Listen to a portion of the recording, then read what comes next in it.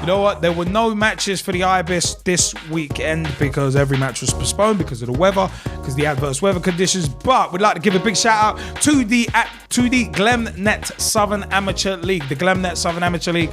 Myself, Straight Shooting LJA, and Ollie Woodin actually representing the Ibis. Ollie is the 2s captain, and of course I'm the 4s captain. We went to the SAL half-season AGM, so that was very, very interesting. But www.southernamateurleague.co.uk. They're on Facebook as the SAL 1907 and at Glemnet SAL on Twitter. Also at Amateur FA. At Amateur FA on Twitter and www.amateur-fa.com. Big shout outs to both of those entities. Big shout out to Ibis Football Club. IBIS Football Club at gmail.com is where you need to email if you'd like to join the club. Facebook.com/ibis.fc, ibis.fc, and Twitter.com/ibis_football at ibis_football on Twitter. ibisfc.co.uk is the official website. So big shout out to JT, aka John Timmins, who runs it. Training is every Wednesday, 7:30 p.m. until 9 o'clock, and match days are on Saturdays, anywhere within the M25. Where you're placed depends on the team that you're placed in. But you know what? Also, big shout out to Kendall Campbell, who is one of my Ibis teammates. Hopefully returning soon. Is one that was hopefully returning soon. But we'll see what happens. We'll see what happens with his knee injury. So it's one of them. But a big shout out to Kendall Campbell actually, and also because he does a lot of coaching in terms of Haringey Borough Women's FC, and it's one of them ones. I mean, it's been a while since we've had a result from them, but Haringey Borough Women's FC at HBWFC1 on Twitter, and also www.haringeywomensfc.co.uk is their website. You can also email them on hbwfctwitter@gmail.com. Now, Kendall's the fitness and goalkeeper coach, and he also does the media communications and PR at Haringey Borough Women's FC. They also do have a Facebook group too. You know, their matches are on Sundays. They train on Tuesday and Thursday evenings from 7:30 p.m. until 9:30 p.m. at Northumberland Park Community School, which is on Truelock Road, London N17 0PG. And their club is based at Coles Park, White Hart Lane, Tottenham, London N17 7JP. Now, you know what, yeah? This story we actually got from the Asian Image magazine website, and actually a big shout out to one of the Pitch Talk family, Miss Umbrianelli, who actually let us know about this story, because new female football league for Harrow has been launched. This from Saturday 25th of January 2014. A groundbreaking football league has been launched to encourage women from the Asian community to take up the sport. In a joint project, Harrow Borough Council and Middlesex Football Association have launched the Middlesex Women Desi Football League. It's actually the first of its kind in London. The league is open to women from all backgrounds, but organisers hope to attract players from Black, Asian and minority ethnic backgrounds. Sheena Hirani, who's 25, from Harrow, set up the league as a pilot project in September last year. She said, I wanted to set up the league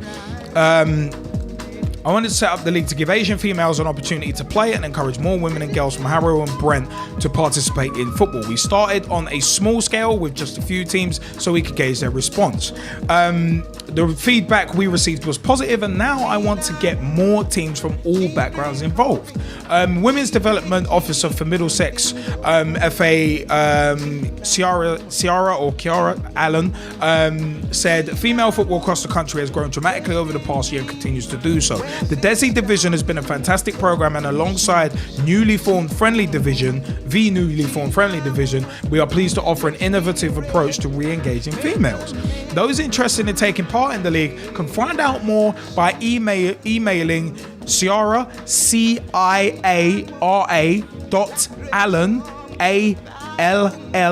ALLAN, at middlesexfa.com. That's CIARA.ALLAN at middlesexfa.com. So if you want more information on that. G-Man, first and foremost, I want to get your thoughts on the female football league in Harrow being launched, the Desi League. What's your thoughts on that? Because I think it's a good thing. I mean, at the end of the day, if it's had, considering it's already had kind of positive feedback, it's one of them ones. I think they've done the right thing in extending it out to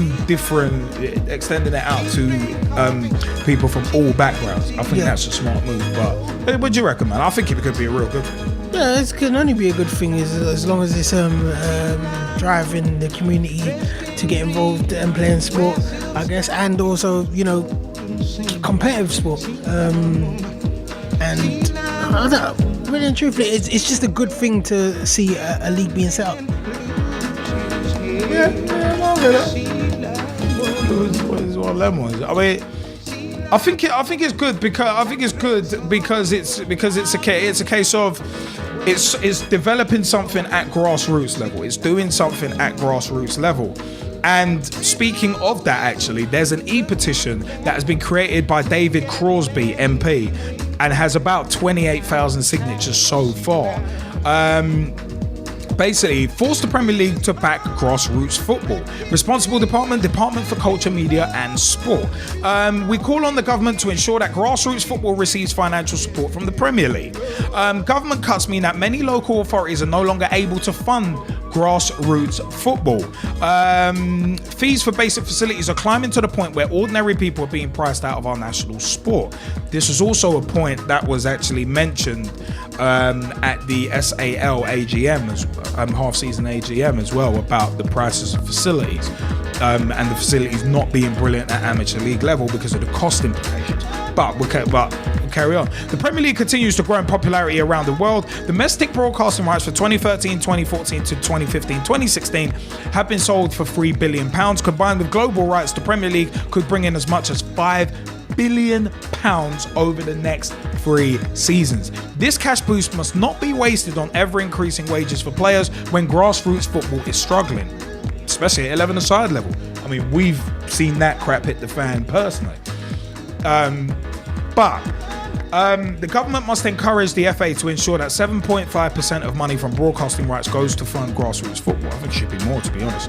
If the FA and Premier League are unable to do so voluntarily, the government must be willing to take further action to make this compulsory. This e-petition has received the following response. As this e-petition has received more than 10,000 signatures, it's on 28,000. It's one of them ones. The government works closely with football authorities to ensure that grassroots benefits from a proportion of the broadcast rights revenue generated by the Premier League and any commercial surplus made by the FA.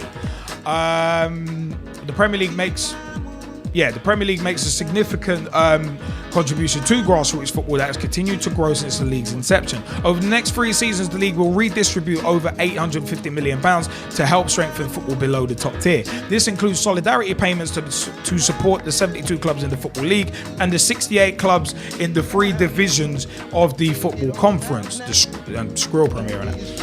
Part of this funding is ring-fenced to support these clubs' work in the community. The 168 million will be spent by the Premier League solely on grassroots football and community sports projects over the next 3 years. The Premier League has recently formed a strong partnership with Sport England to increase its work in this area. This includes the expansion of the Premier League for Sport program that encourages more young people to take up sport and is helping deliver a tangible sporting legacy from London 2012. The £168 million is on top of direct investment from the clubs themselves on community sport projects. The recently launched Premier League and FA Facilities Fund will build and upgrade community football facilities in some of the most deprived areas of the country over the next 3 years. This will build on the success of the Football Foundation, funded by the Premier League, the FA and government, that has delivered £780 million worth of investment in grassroots facilities in the last 10 years. On top of the Premier League investment, the FA returns any surplus from commercial rights into the game and invested £43 million into grassroots football in 2012. Now you know what, G-Man. I want your view. I want your view on this. I want your view on this. I mean, it's one of them ones that I know that there's money, that there is being money invested into grassroots, but for me, clearly, it's not enough. Because you got to look at how many amateur league clubs there are, semi-pro clubs there are. They mention as far down as the conference, but at the end of the day, grassroots football goes so much further than the Skrill Premier and the divisions immediately below that. Yeah. I said I was at the Southern Amateur League half season AGM, and the fact of the matter is, there's so much that needs to happen in terms of investment. I mean, you've got some teams struggling to get their standard chartered status because of the cost implications, and it's a case of obviously there's a lot of cost. There was a lot of talk in terms of how do you engage young people from the kind of 16 to 18 year old age into how do you engage them and get them to go into adult football in, say, the Southern Amateur League or the Amateur Football Alliance. And at the end of the day, like, obviously if you're a youngster and you're used to having everything paid for you, and it's a huge jump to jump into the amateurs, and then to jump into the amateurs, and then the facilities are not brilliant. It's one of them. It's like oh my god, like what's happening here? So it's one of them ones where I don't know, man. It's one of them ones. I mean, I think grassroots football does need a lot more support, and 28,000 signatures is good, but that needs to be a hell of a lot more, because there's more than 28,000 people playing grassroots football every single week. I'm sure everyone knows everyone knows a pitch that needs working on. Obviously, there's the Capital One Cup advert with Ian Wright in it, saying, "Oh yeah, win this, win that." But at the end of the day, there's like Duke's Meadow where we play for the Ibis. It's a case of those pitches are not that great. I mean, Old Meadonians obviously tried to keep them well, but at the end of the day, there's certain teams who are struggling for funding, struggling to take their teams on to that next level, and it's a mad one. Yeah. I mean, it's a mad one. So I don't know. Well, you know, it is a mad one. It's one of those things where, like, without trying to think too deep, you know, on the investment side of things, you know, when we went to the APFC Alexandra Park, one of their reps was actually 14 we cut a promo with the sponsorship launch, the sponsorship launch, and you know, when I think it was Ray and Dave McLaughlin as well. Dave McLaughlin touched on the fact that it you know, these clubs, and not just Ray, what was the French guy? Philip Wick. Swiss guy. Philip Wick as well, Philip Wick as well, yeah. Where he touched on the fact that, you know, these clubs in the early days, when it was a working man's game, yeah, you know, were run by building societies, banks and stuff like that. Yeah, like HSBC, Ibis used to be part of the Prudential. They had local facilities funding them. That's the major issue.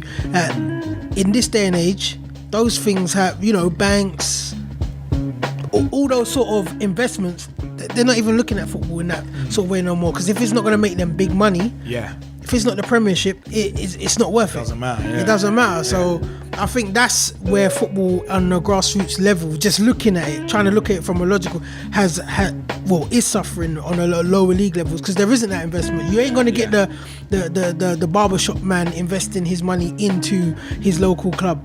He ain't going to have that sort of money that's needed to maintain a local club, you know, as it was especially with wages and the situation we are now in this recession, non-recession, whatever we're in at the moment. You know, it's just, I don't know, like I said, without trying to go too deep, because loads of things are flooding through my mind. It's just like... Yeah, speak your mind, man. Speak your mind. You got the platform.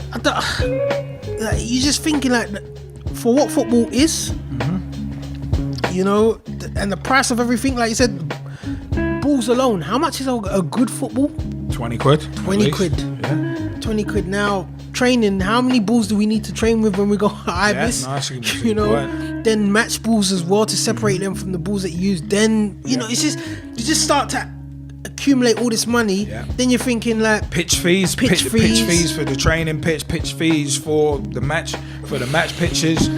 It becomes crazy, it starts to add up and standard chartered status, having to get that as well. That, you know, and if you don't get it after this season in the SAL, and then for a club then to go and ask players who they know, like friends, family, or people that have just come in, might not have the money. You know, they have to hustle and bustle to try and just get money to keep the club alive. Yeah, it's crazy, and where I'm getting at, I don't know where things can change with this, because it just seems like it's going to get harder and harder.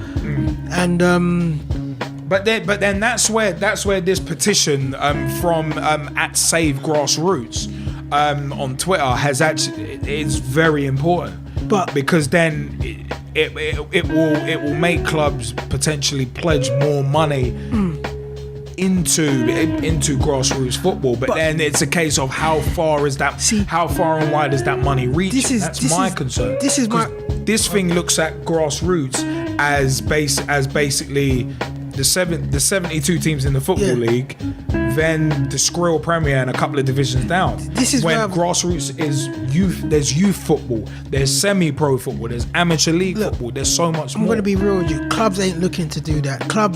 Manchester City, think about this. Manchester City are looking to set the standard, with their new complex that they're going to build and whatnot.